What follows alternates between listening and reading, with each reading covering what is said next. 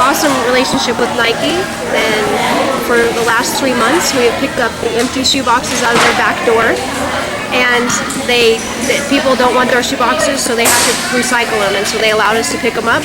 So that's approximately 5,500 shoe boxes back there that you're looking at. A lot of volunteers have taken the time to wrap them, decorate them, write notes inside of them, put a Christmas card on them, because it's important that this child feels special, because this is sometimes the only gift that they will ever get in their lifetime. They've never gotten one before, so like we said, we love the bright colors, and the orange looks great as it is, but we wanted to add a little extra love to them.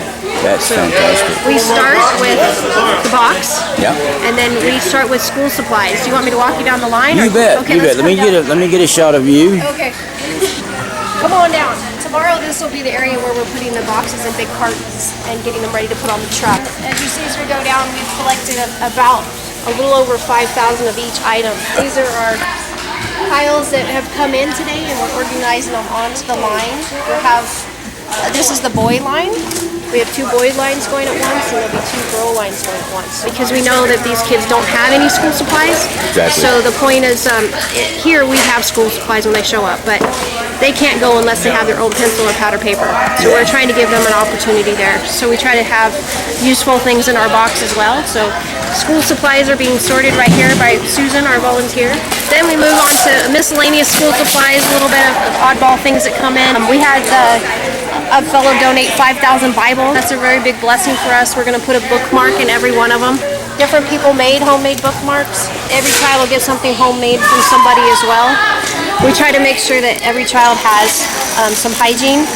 We take for granted that we have a toothpaste of our own. We know from stories from Oksana, she was in an orphanage.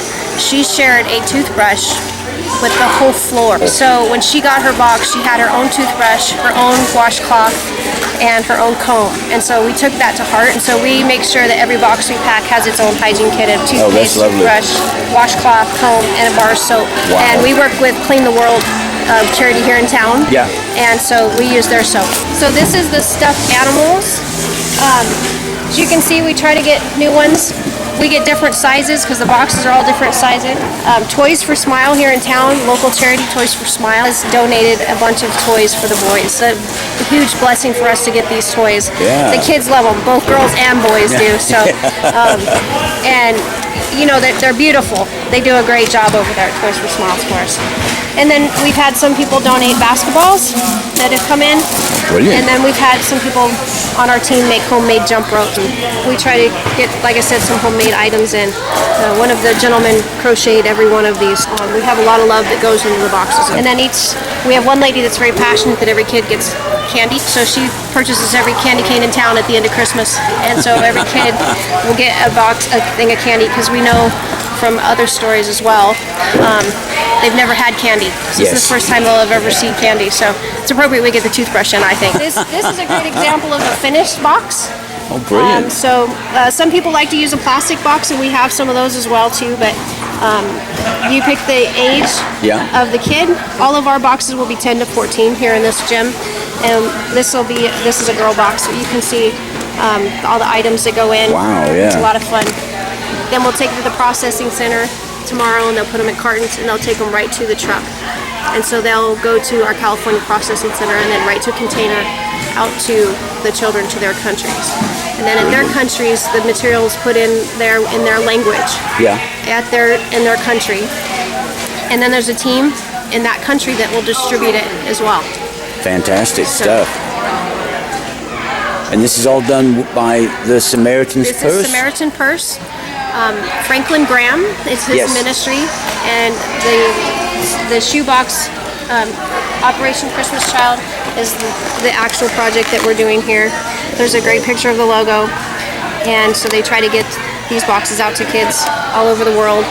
And like I said, it takes a huge team to do it. So there's a huge logistics that go behind the scene.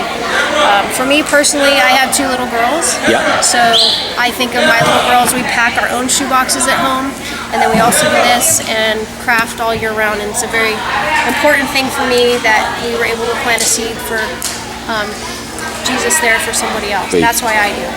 You have any questions? Yeah. How long have you been doing this? I actually started about 13 years ago with a youth group, And this actual packing party here, I've done this party 3 years. So I've done different types of packing parties with teenage groups. We go to the dollar store and pack them up. And I've done small packing parties with women's ministries, and everyone is unique.